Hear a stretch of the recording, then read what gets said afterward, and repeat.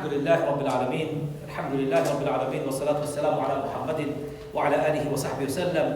Allah Azza wa Jal talks about human beings in Surah Hijr, and Shaykh was reciting.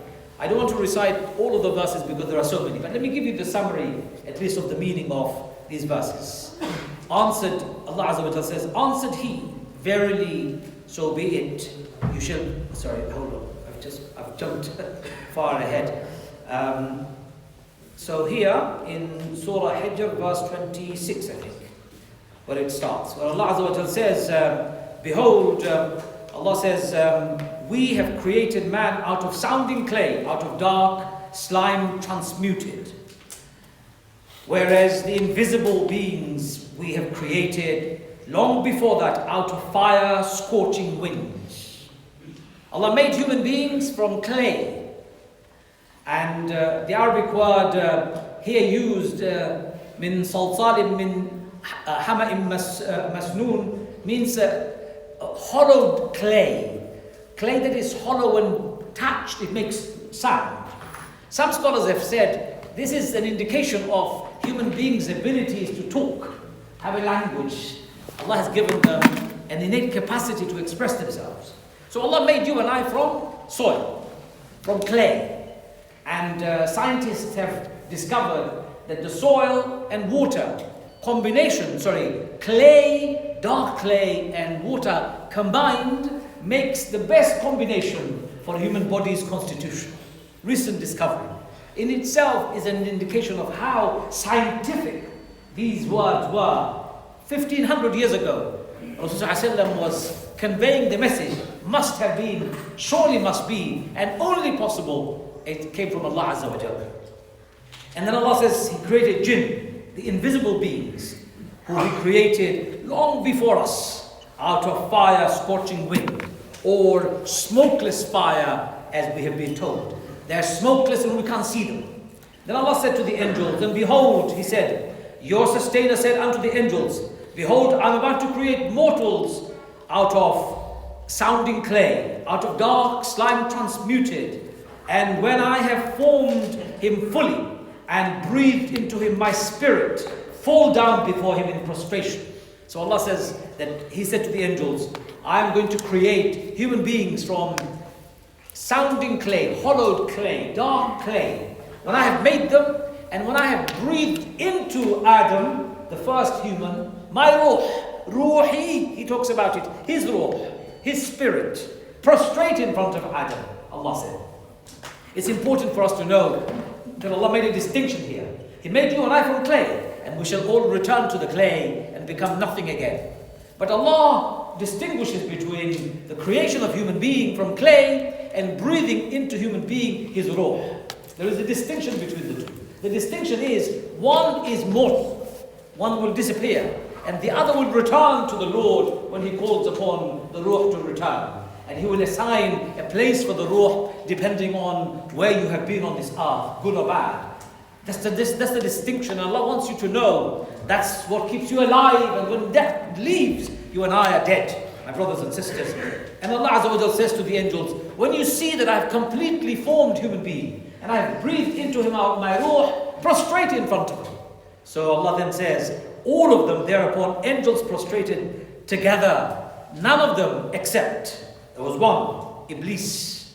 He refused to be amongst those who prostrate themselves. Iblis was one of those, again, he was not an angel, he was taken from this earth, from amongst the jinns, because he was the most pious, most devout amongst the jinns, when the jinns were being destroyed. And he was given a station in the heavens, where he was devoted to Allah, in servicing, in worshipping, in ibadat, all the time. Until Allah made Adam alayhi salam. When Adam was made and Allah told angels to prostrate, the order was to all the inhabitants of paradise to prostrate. And inhabitants of paradise at that time included Shaitan or Iblis. He did not prostrate, he wasn't amongst one of them. So Allah said to him, oh Iblis, why did you not prostrate? What's your reason for not being amongst those who prostrated themselves in front of Adam? What's your reason, oh Iblis? Why did you do that? So Iblis turned around and said, it is not for me to prostrate myself before a mortal human being who you have made out of sounding clay, out of dark slime transmuted. I don't prostrate in front of human beings who are less than me. You've made me from fire and you've made him from clay. I'm better than him. In another verse, Allah says, Shaitan claimed to be superior to human being. The arrogance and pride, kibr came inside him. He said, I'm better than human being. Allah says, then, O Shaitan, go forth. Go forth. فَخْرُجْ مِنْهَا فَإِنَّكَ رَجِيمٌ. Get out of here. For your angelic state has been now cancelled.